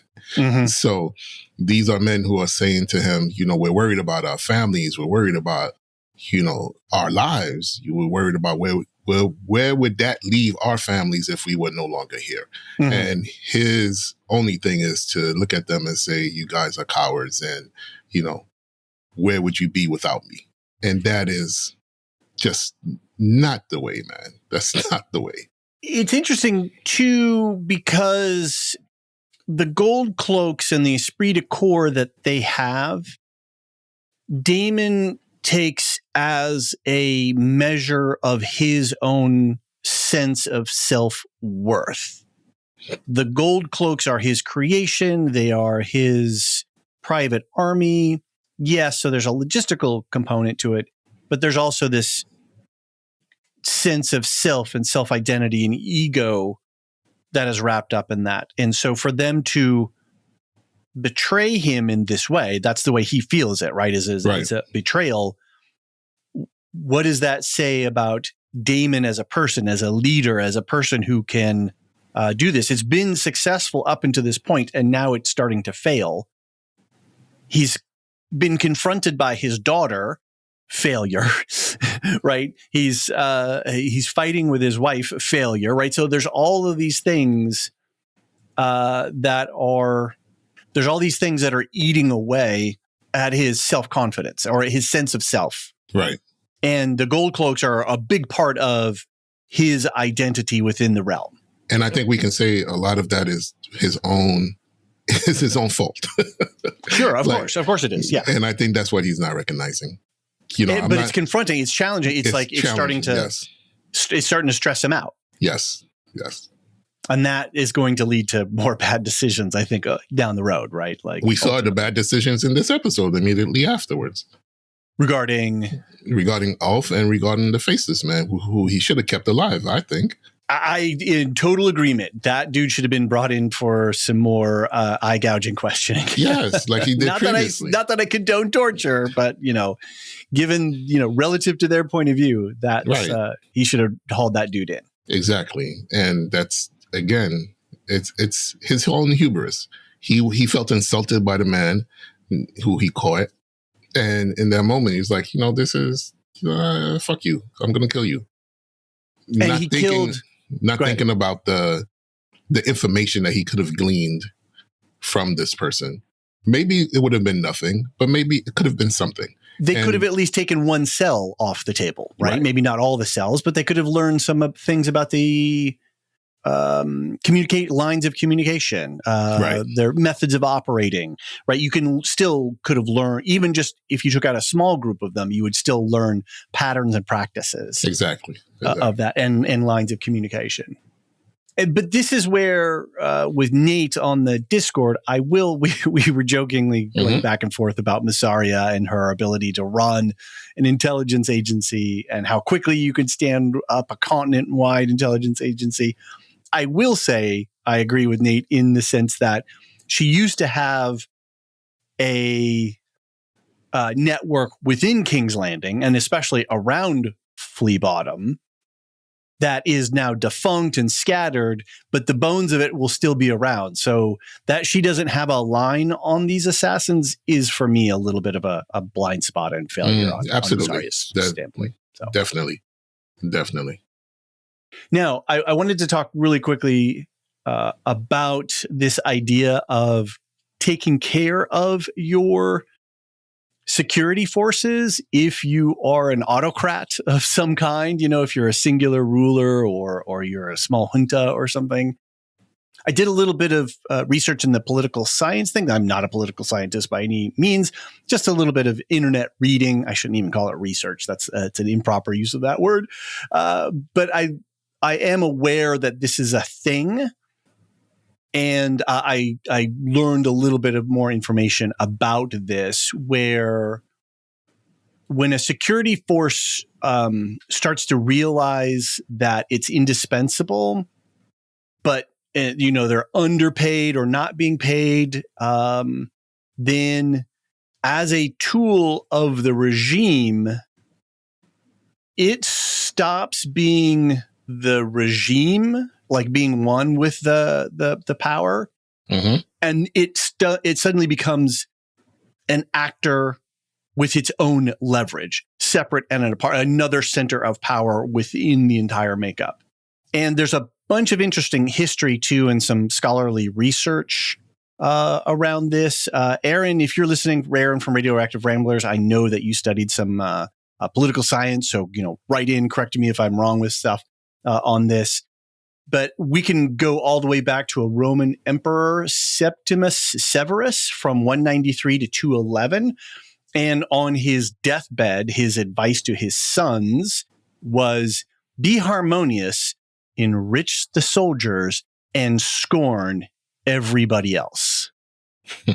So like this idea of make sure that your security apparatus is well taken care of goes really far back. In more recent times, there is a great paper, which I have not read. I'm just citing it from the internet sources. 1999 paper called Coup Proofing, Its Practice and Consequence in the Middle East. And there's this whole theory around coup proofing, like how do you stop your own security forces from overthrowing you? You deliberately overpay them. You create parallel or redundant security agencies that check on each other. Some rulers will favor family or ethnic or sectarian ties in their appointments and in who's staffing those kinds of apparatus. Rotating officers to prevent loyalty networks from being built up. So there's a whole pattern and practice out there. And in this 1999 paper, the author sort of details a bunch of those. And then later, and I didn't get the date of this book, but it's called The Logic of Political Survival. And it sort of uses game theory on this idea of selectorate theory and winning coalitions. So every leader depends on a winning coalition. What's the minimum group of backers that you need to stay in power? And then if you're surviving, as a ruler, you need to funnel goods and services and privilege and plunder to that small group of people, that minimum viable number of people, to maintain your winning coalition. And then the moment that those things stop flowing, then the theory predicts that the coalition will start to defect. And primarily because loyalty was never ideologically driven, it was always transactional. And of course, you reinforce the transactional relationship by funneling all this plunder and privilege, to those groups. So there's a whole bunch of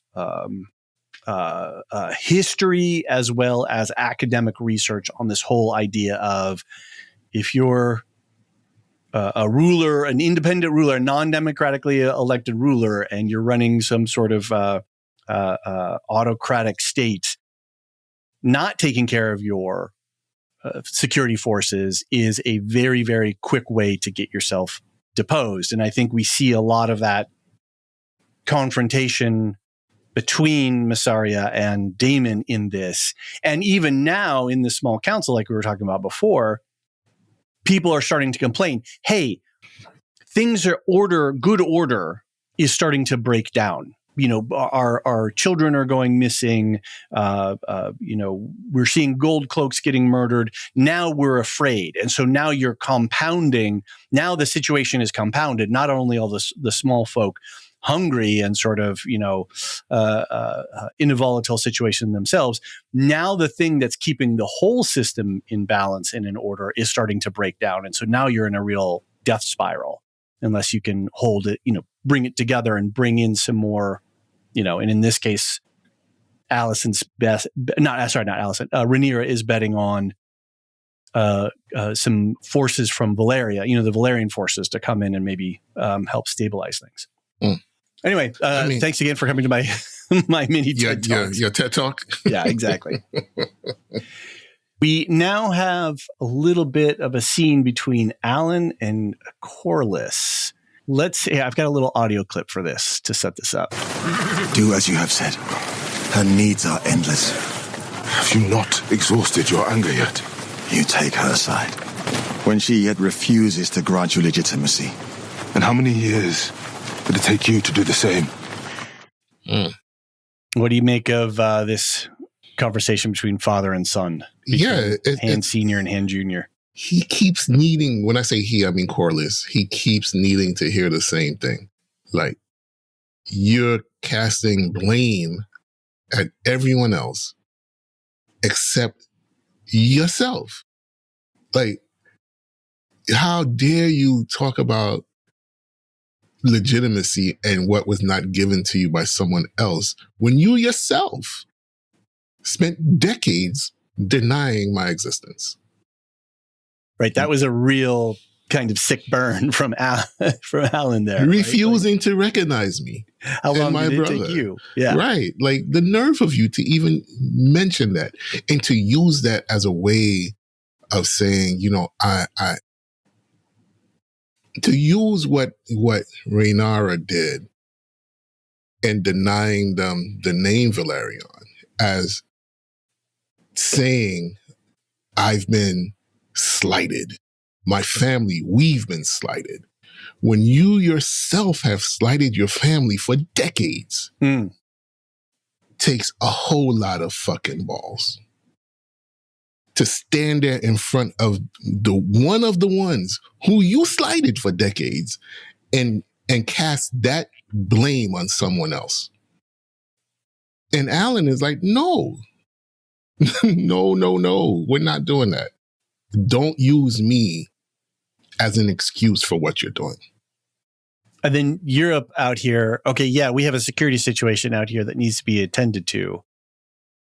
But you're out here exercising your own personal ego hurt, right, by stringing these guys up, you know, and getting your anger out at the point of a blade and the end of a noose. Right. Don't use that's me. Messed up, man. Like that's not a healthy exercise of unpacking your feelings and working through your emotional responses to things. Right. And it's more upsetting because he's doing it because he's saying that you've denied something to my sons.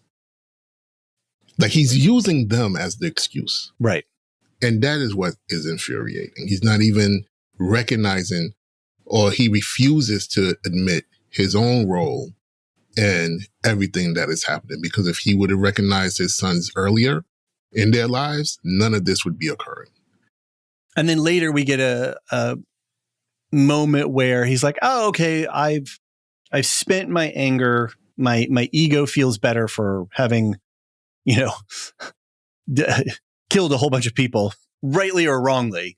Now, I feel better now. I'm going to go back and be the hand again. And then he gets caught by Braxton. It's like, dude. Man, man, talk about people in their own way, right? Getting in their own way. And Sea Snake has been getting in his own way this entire season. It'll be interesting to see what happens when they get him back to Templeton. And I think we talked about this earlier in the pod, if I can remember all the way from yesterday, that you and I are assuming that Corlys is alive. This is just another...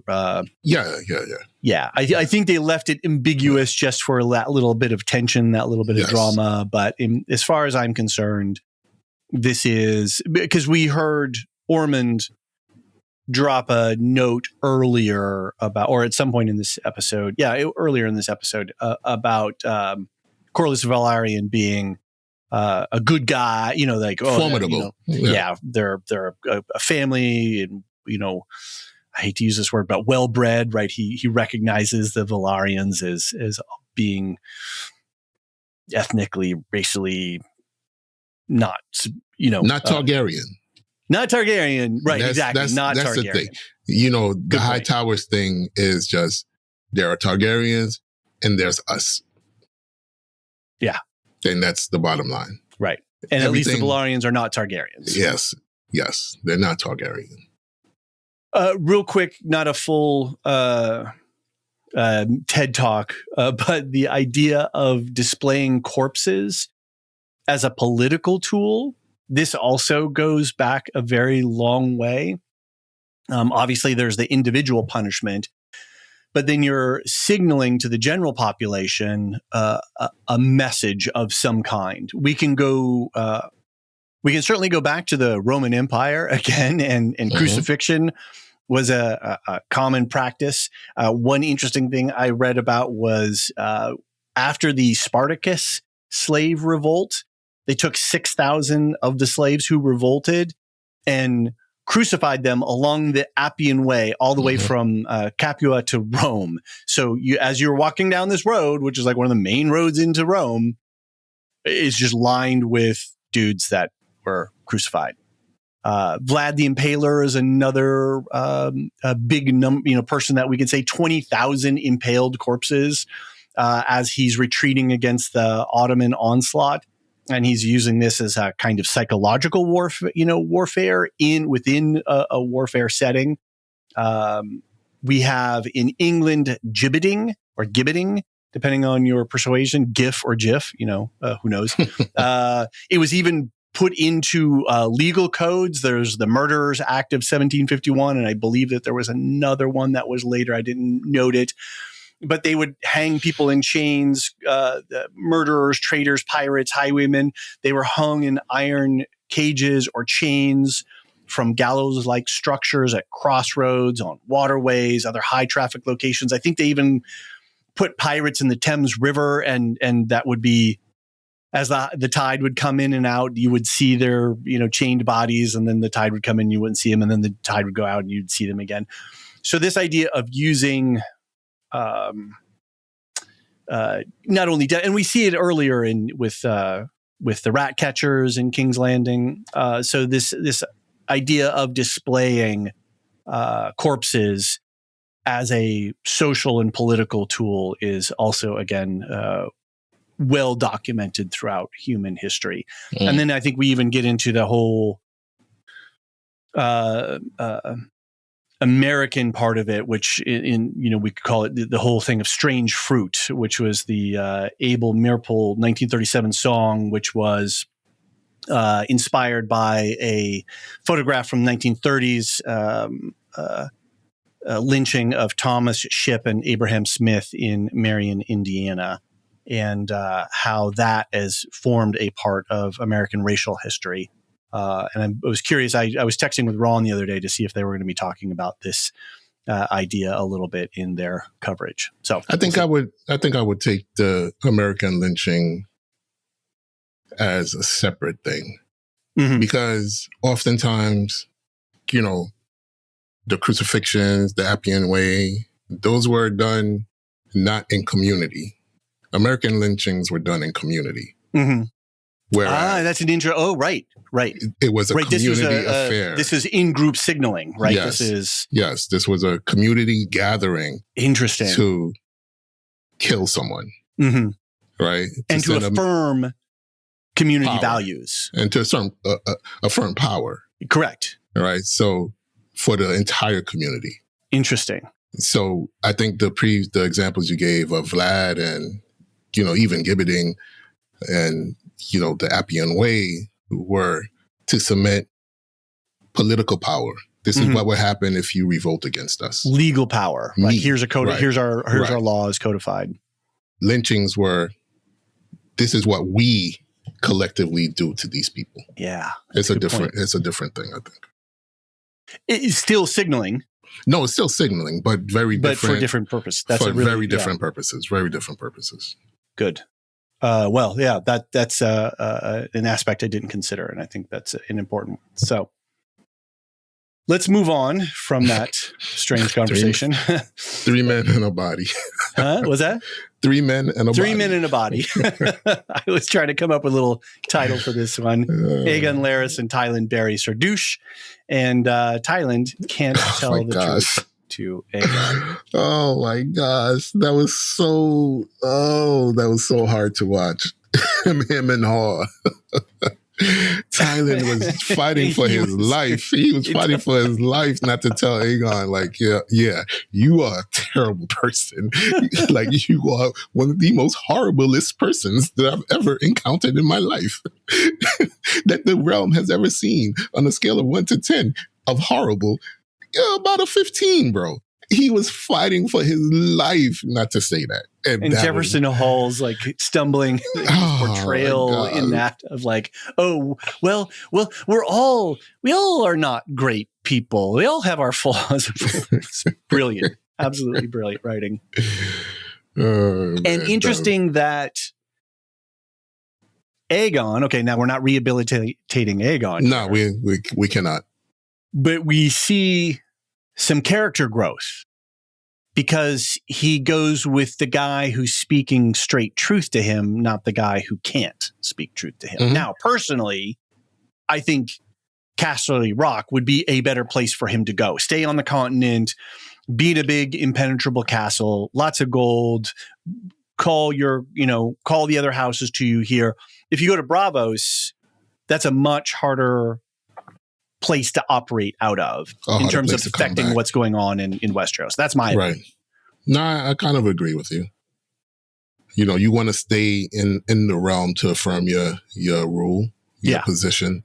So I kind of agree with that.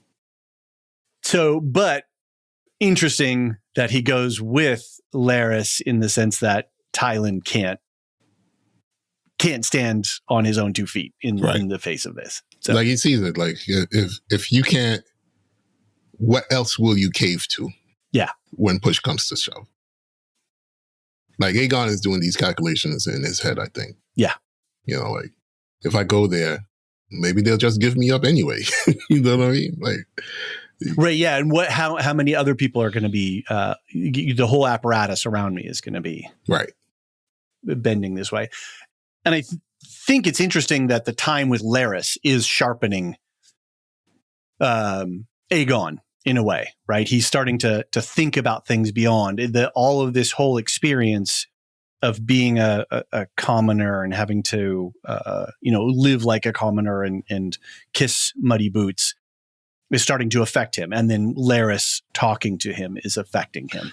I don't know if, let's say, Aegon had not been so gravely injured and was able-bodied at this point, but going through the same things, would that signal to him a change? I don't think so. Mm-hmm. I think being badly burned and hobbled in the way that he is,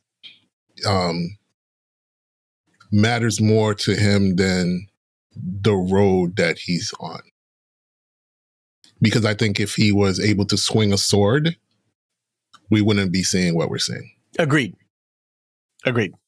So it's not so much the experience on the road, but how he's experiencing the experience. Interesting. Okay. If that makes sense. It's a little bit meta, but Jean, like all of us, we all have our opinions, and I'm trying to do a Thailand Lannister here, I know. soft That's shoot okay. you. It's okay. It's all right. It's all right. No. I do. I think it's an interesting. What I'm trying to get my head around what you're saying is because he's reflecting on the experience of what he's having an experience. He has thoughts about the experience. Yes. And he's having thoughts about the thoughts of the experience. And I think we all do that. That is how we see each other. How I see myself is how I imagine you see me. It's not actually how you see me. It's what I think about what you think. Right. I'm making up something about you based on what I'm observing of you, but it's not an actual direct thing. It's a little bit of a mirror trick. Yeah. Like, again, I just think if he was able to ride a horse, ably, if he was able to pick up a sword and swing it with still dispossessed, but not still disabled. Dispossessed. Yes, still dispossessed, on the run from the forces that are out to get him. But he was able to, in some way, stand and fight. I don't know if his views on things would have shifted from when he was sitting on the throne. It would just be right. He'd just be pissed. He'd be more bloody vengeance minded. Yeah. And he might well go to Casterly Rock. Right. Because he would feel like, I can defend myself. Got it. I think a lot of this is him recognizing that he is defenseless. And that's a hard thing for him to come to because of where he started. Right. He has no dragon and he can barely hold a sword. And he's suddenly without all of the context of his privileged upbringing. Yes. Yeah. I don't know if you've ever had to dig a ditch or a hole, but it's a hard thing to do. It's a hard thing to do. And don't ask me why. Don't. It's a hard thing to do, to dig a ditch. Don't ask me why I did it. That shovel that Thailand was using. Oh my God. That looked like the worst, absolutely worst shovel to try to do. So I do not begrudge him digging shallow. It wasn't very deep. No. Thailand has not dug a lot of ditches. That's for sure. It wasn't very deep at all. It wasn't very deep. And he was using a shitty tool. So anyway. Yes.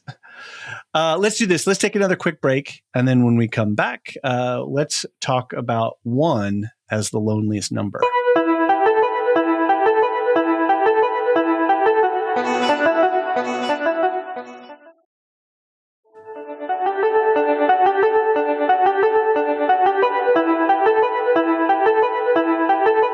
And we're back. 1 is the loneliest number. Rhaenyra sees 2 dragons flying past in the distance from her cave. And then later, what did you call her? Lady Jane? Jane Eyre. Jane Eyre. Different. We're mixing our IPs here. Proves again that the Aarons are effing wackos. So this is one of the scenes that kind of made the episode wobble a little bit for me because I literally blinked and missed the 2 dragons flying past in the distance. Okay. So the next thing I know, Rhaenyra's in, the Eyrie, and she's talking about trying to fly after her sister and all this stuff. And I was like, what is this? And then I caught it on my rewatch. So, and maybe it worked for other people, but this is sort of what it just felt like. They had this little scene and then they just cut and dropped it in, and it just didn't make a lot of sense for me. I get the stakes, and I'm all for the fact that everybody's on pins and needles here, because what happens if Rhaenyra finds out? Because then a lot of people are in a lot of hot water. Daemon and Lady Jane for sure. I mean, this was I feel so bad for Rhaenyra at this point. Mm-hmm. She's in the cave eating wild berries. You know what I'm saying? I think there's some influencers who would probably like to model her. Her gosh. Diet. I'm sorry. It's just, where she is now, how far she's fallen is really troubling for me. And I think this is part of the reason why I don't like the mixture of Rhaenyra and Nettles. Is this a place where it's not working out for you? Yeah. Because I don't feel that Rhaenyra, I don't know if the right way to describe it, deserves this treatment from her character perspective. But I can't feel that this is right for her. Feels a little off. It does. It was starting to go in an interesting direction, and now they've kind of, like her little speech, like, oh, I gave up, I always wanted a dragon, and now I got one, and now I got nothing. Right. It's like, we kind of already know that, so I don't know why. I don't know what this scene is doing or what it's for. Aside from making me feel angry at Jane, right? For throwing some poor bastard down the moon door again. That's the human sacrifice. That's what they do. So let's just call it for what it is. And also, for slapping Rhaenyra in that way. I don't know what that was supposed to do for me as a viewer, except enrage me. But I'm already enraged on Rhaenyra's behalf. Right. I didn't need that to further, galvanize me to see how much she's suffering. It just feels like this whole scene, too much. It's out of place. It doesn't fit. It's just too much. Yeah. For me, it's just too much. It was too much for me. I'm not disagreeing. Well, then we have 2 can be as bad as 1.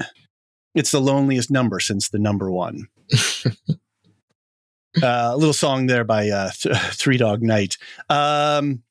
Looks like Alan is putting his brother Adam in the friend zone and pushing him aside because Alan and Bela share a moment in the pilot's ready room. Yeah, that friend zone was established like in episode 2. Poor guy. If we being honest about it all. Yeah. We already saw where it was headed. So, but this is the other scene that didn't kind of make sense for me in a way. In the moment, right. I didn't feel the chemistry. I didn't feel the setup. I didn't feel like this is where they were going to. I get it. I don't disagree with it. I understand how the characters might be feeling in this moment and that they have a lot of stuff in common. Oh, for me, it just didn't connect. Yeah, I felt their chemistry in episode 2. Did you? Okay. Yeah. All right. Maybe I missed it. Yeah, I felt that from the very beginning when they first shared the screen together in this season. So I felt that was pretty evident. It was the throwing in last episode with Alan. Poor guy. With Adam, that kind of was like, oh, what are they trying to set up here? You know what I mean? Yeah. But I already felt like the two of them were going to get together at some point this season. I wasn't reading it, and so that maybe that's just a me thing then. I wasn't seeing them laying the tracks for this particular relationship. Anyway, I don't know that the pilot's ready room there in the Dragon Pit is the best place to have a moment. I don't know, man. It's got a smell down there. Doesn't it? It's like hot and humid, and I just not a place that I would want to, get comfy with somebody I was close to. They do love their dragons. All right. Well, moving on. Let's talk about Alice and Aemond. Alice tries to seduce Aemond, and then later Aemond tries to leave. Pour one out for our stable boy. Gosh. And then Alice comes clean with a few dragon's eggs.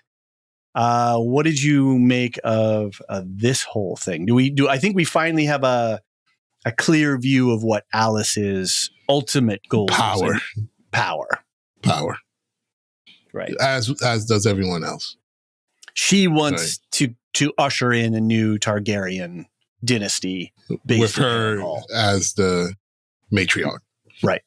Lady of the Water, I think is what she calls herself. Yeah. Which I thought was an interesting reference, and I don't know, maybe some of our maesters can chime in and let us know what they think of Alice Rivers calling herself Lady of Water.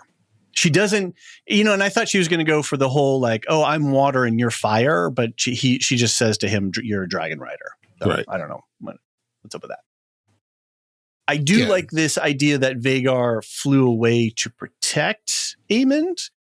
But then my question is did Alice make Vhagar go? Does she have some sort of Faraday cage and can block the dragon Wi-Fi? So Vhagar is like, well, I don't know where my dude is, so I'm just going to go eat some sheep and, cruise I like around. that. I like that.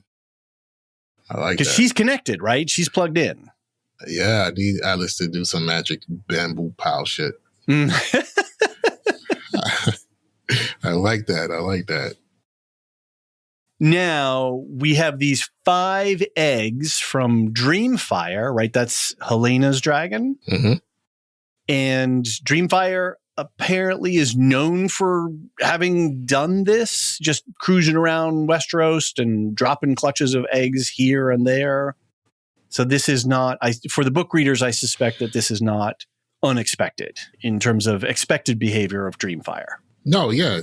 I think it's interesting that she has the clutch and that she uses the clutch to lure Aemond in. Mm-hmm. Right? I don't know if she didn't have the eggs that it would have worked. I agree. That sealed the deal. Yeah. Yeah. That sealed the deal. And she pulled it. She took the eggs out it was so well planned. She was so well planned. It's yours to find out. Yeah. She's so good. She was so good. This was really, high level manipulation. And it was wonderful to see. Going back to the theories that her being, what did we call it last week? We made it a verb, being damseled. Oh, yes. Her being damseled. They didn't say that it wasn't a trick, but they didn't say that it wasn't a trick. You know what I'm saying? It was like, and in some ways, the way that she said, "Oh, it was so nice to feel protected," or what, I forget the exact quote. I was like, okay, I think that was a bit of a setup. Maybe those dudes were real, and maybe the danger was real, but she was riding the wave. I think maybe she I'll carry a little bit of water in that direction and just say maybe that was a real circumstance, and she played it for a greater purpose. In the moment, right? She figured out, okay, well, I'm going to use this and right. These guys, I actually am not in danger, really, right. But I'm going to make Aemond think that he's in danger. Not that the entire thing was engineered, that it was a real thing. And then she was like, oh, cool, I can play this. Right. At a minimum, I'm giving her that. I would agree. I think it does. This scene to me does give more validity to the idea that the previous episode, she was also manipulating Aemond. Yeah, exactly. Yeah, exactly. So I totally buy what everyone was saying was the case, that she was not damsel, but she was manipulating the situation to her own vantage. So yeah, I agree. Let's wrap up the episode and spend a little time with Gwyne and Ormond down in Tumbletown. Gwyne reports in and they have a little moment here between Gwyne and Darren. And then later over dinner, Ormond compliments Corlys Valerian, and then they play host to the assassins. I've got a little audio clip for this as well. I hate what I am when I'm with him. The puppet, the fool, the child. And yet he means to put you on the throne, apparently. Only as he cannot sit on it himself. He would thrust me forward and devour me from within until there's nothing left. So tell him you won't do it. Then who will protect me then? Will you raise an army against the savages? So there was a moment where Darren shoots Gwyne a look when they're talking. Yeah. And I was like, oh, what is that look? It was fire. It was an absolutely amazing, complicated, emotional response, directed at Wayne. And I was like, oh, wait, what are they hinting at? And then later they pay it off when they walk down the hallway. And I was like, oh, okay, so they actually are connected in some way. So that all makes sense. What did you make of the relationship, especially the way that we've been talking about Darren and his relationship with Ormond. What did you take away from this? Just that everyone in the house knows, and Alicent really fucked up. Like, It's a real toxic household. yes, Gwen and Daemon, they are like simpatico when seeing Ormond. Mm-hmm. I'm sure that Ormond tormented Gwen. Especially because of Gwen's orientation, Right. in which we see some really nasty shots. Slurs and barbs, thrown his way. Back against the wall. It's funny because I didn't actually pick up on Gwen's orientation earlier. There was nothing. No, I don't remember seeing any specific signaling. Yeah, I think that's the point, right? Why should there be? Exactly. Why should we know? People are people. But and then Ormond throws some really nasty shots at him. Some disgusting things are said. But watching Gwen and Daemon talk in these hushed tones about Ormond just really, it encapsulates everything that person is. I think they're deathly afraid of him, mm-hmm. of his temper, of what his temper will allow him to do, and what people around him will allow him to do. And he's groomed Daemon so, I don't want to say well, but he's frightened this kid so badly that the power imbalance is just striking. Ormond is not in line for the throne. Mm-hmm. There is no way. If they were raised outside of Old Town, right, away from high towers, mm-hmm. Ormond could never behave in the way that he's behaving towards Daemon at King's Landing in the court. Right. It would not be allowed. It just wouldn't be allowed. But he's so perfectly, stymied his growth that the person who would be king is looking at this person as if they are the king and I have no power over them. That's some shit, man. Mm-hmm. That's something. And Gwen, who is the brother and uncle of who would be king, the brother of the queen, of the king, would-be king's mother, right? Mm-hmm. The uncle to the would-be king is saying, I can't do anything to stop this guy. Why? Why not? And the Gwen and Ormond are cousins, right? But yes, Ormond is the older, head maybe? of the I don't know. House Hightower. But that doesn't matter in relation to the hierarchy of Westeros. It shouldn't matter to them, but it does. And wouldn't Gwen be in a better position given that he is the uncle to the prince? Right. Yes. And brother to the former Queen Regent. And, yes. And uncle to Aegon. Yes, uncle to Aegon as well. So he's in a real strong position, but instead he was like, I'm out. I'm gonna bounce out for a little bit because Ormond has because I can't do anything. I can't handle this. And Darren is like, bro, you left me alone with this guy. Straight up left me. F you for that. Yeah. I still love you and I still need you, but damn it, man, how could you do that to me?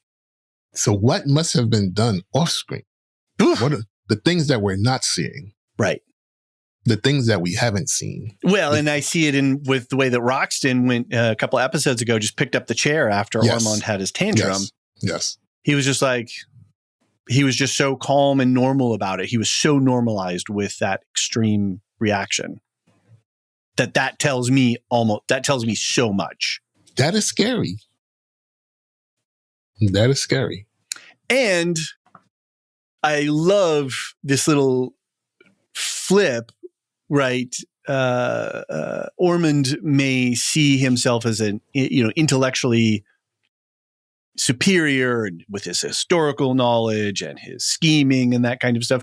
But Gwen, my boy can fight, right? Yeah, he'd probably take Ormond in a fight, I think. Straight up. And he would take him. He is experienced. He is a survivor of many, many battles. Yes. And I love the little shot that he says, oh, the real dude's way more comely than this guy, right? He was like, okay, right. You want to throw that on my face? Yeah. I just saved your fucking ass.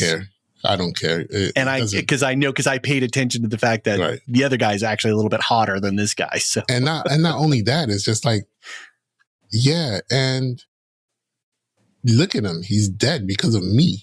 You know what I'm saying? Like, there was so much, in that moment when he's looking at Ormond throwing up. Come on, this guy has been on a battlefield before. Not like Gwen has. He's not walked it at all a mile in what Gwen's accomplished. And yet they're deathly afraid of him. Mm-hmm. It was interesting that Darren actually, who did Darren goes to stop? I guess Roxton from interfering with Gwen, right? He doesn't. Yes. Yeah, he puts his hands on Roxton. Yeah. To slow him down for a second, not Ormond, because nobody touches Ormond. But I didn't pick up on this until my second watch. I clocked it the first watch, but it didn't click for me that Rhaenyra sent the assassins. Yes.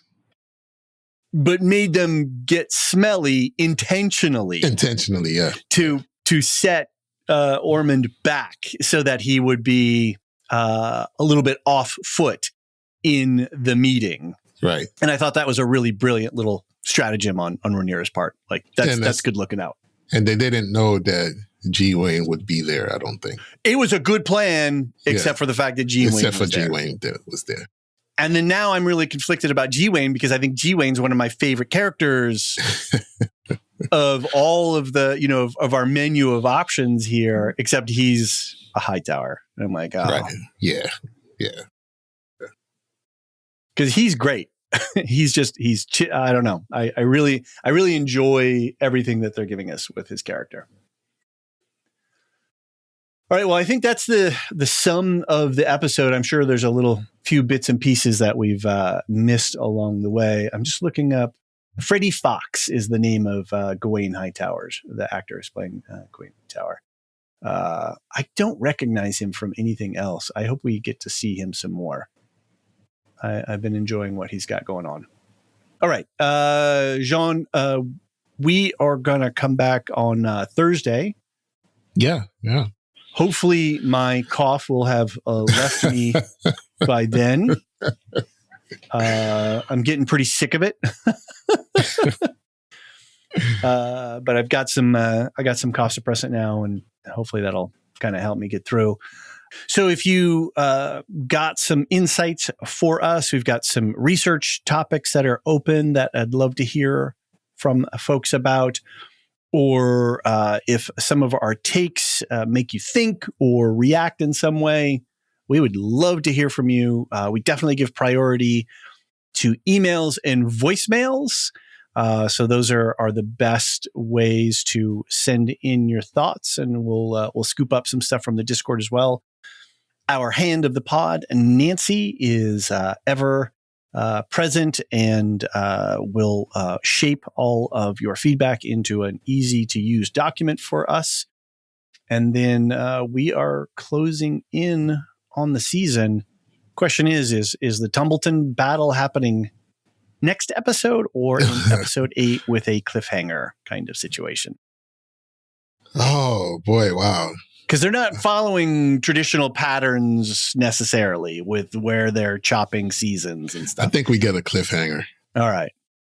Did you hear anything? I haven't done any sort of wider research. Is season 4 already in the bag, or are they already in production on it? That I don't know, but we can check on that. by the time of you know who would know? Alicia, I'm sure. Alicia, if you're at this far in the podcast, if you make a note of this and just give us maybe a quick note in your feedback for this week, I'd be curious to know. The script stuff being written as we speak. Okay. You just did a quick search? Google. Just from a quick Google. Yeah. All right. Okay. All right. So hopefully we won't have to wait 2 years. Well, I think we are going to have to. No, it's going to be 2 years. It's going to be 28. It's interesting, the pattern, right? We're starting to get the annual shows and then the sort of bi and triannual shows, which are the big, more prestige things. It's really, we're in a very changing, ever changing environment. And I think we're living through an age where they're, reinventing, we're reinventing this whole thing with streaming, because these things are a prestige show like this is ginormous in production and scope and filming and stuff. Different from The Pit, where you can just sort of churn that stuff out. Yeah, and I can understand, the lengthy wait for a House of the Dragons. You know, I get it. Rings of Power, same thing. We've got Rings of Power again this year. So. Exactly. And you know what we got coming up? Lanterns. We also, if you are a Vampire Lestat fan, go check out our coverage. They've wrapped up on that, I believe. But so all the podcasts are out. It'll be interesting to hear what John and Alicia think of that. See, did you drop in on that too? You threatened to drop. No, but I have watched the first 2 seasons of Interview with the Vampire. Okay, so the preceding seasons. Yes. Gotcha. And I need to take some time. I've given myself 2 weeks between season 2 and season 3 so I can process what I've watched. Got it. Wow. Okay. Well, both John and Alicia can't stop gushing about the show. So, and I didn't mean that in a vampiric sort of blood gushing way. So maybe that's what I was in the back of my mind trying to do that. Anyway, I see you have Supergirl on the schedule for today. Yes, we're gonna talk about Supergirl today. Yay. And you got some X-Men 97. You're going to do a season 2 one-shot coming up. And also we're about to do Spider-Man Brand New Day, which comes out this weekend. So tracking on that is crazy. I think is it going to blow out the Odyssey? I don't know if it'll blow out the Odyssey. It might. I'm going to take the over on that. Yeah, it might. It might very well. So big movie year. And then, of course, we've got Dune 3 coming out later this year. So we got a lot of heavy-duty blockbusters. Clayface screens for those, so inclined for the weirder side of superhero movies. So, yeah, it's going to be a good year. A lot of variety. I believe John is going to be organizing some Odyssey coverage. Speaking of that, Alicia is in the middle of her Silo season, and her and Luke are deep in the levels there. Never mind the music. Just had their 100th special episode. I had a conversation with them about that. I just started that this morning. And I believe Cosmere Corner is just around the corner. Wait, why am I doing all these like bad pun things? This is weird. I need to get out of here. I can feel my brain's cooked again. So anyway, let's give a quick shout out to all of our community, to our community volunteers, Hand of the Pod, Nancy, Master of Polls, Captain of the Polherum, Peter O.H., Keeper of the Tracker, Sub-Zero, Librarian, Brian8063, and moderators Brian8063 and Aaron K. Our Discord server boosters, Aaron K, Tiller the Thriller, Duve71, Athena Ajalea, Lestu, Nancy M, Ghost of Partition, Radioactive Richard, and Adrian. And to our lore masters, our top tier subscribers, Samartian, Michael G, Michelle E, SC, Peter O.H, Nancy M, Duve71, Brian8063, Frederick H, Sarah L, Gareth C, Andra B, Kwang Yu, Nathan T, Sub-Zero, Aaron K, Dali V, Gnarls, Kathy W, Lestu, Jeffrey B, Elisa U, Ben B, Scott F, Stephen N, Julia F, Cully S, Il Mariel, Rocky Zim, Jessica A, Red Zippy, the TCS, LNR, Miss Tennant, AC Wilson, Eli W, Cassie K, Chumbaruni, Catilla, Josh Liu, Paint in PDX, Corey G, Quinch, Jeannie L, Slavinator, and forever last but never least, Adrian. Thank you all so very much for your ongoing support. literally couldn't do it without you. If you would like to hear your name among this august list, head to the link tree in the show notes and head over to one of our subscriber options and sign up. Jean, thanks again for your help. Yeah, this was a nice setup episode, so cool. Let's hope for an exciting wrap up. Yes. How many episodes we have left? 2? 2. Oh, man. All right. See you Thursday. Peace. Thank you for listening to The Lorehounds. Please send any questions and feedback to lorehounds@thelorehounds.com or hotd@thelorehounds.com, and check out our Supercast and Patreon feeds for ad-free access and bonus episodes. Look out for all of those links, including links to all other podcasts in our network, in the link tree in the show notes. Any opinions stated are ours personally and do not reflect the opinion of or belong to any employers or other entities.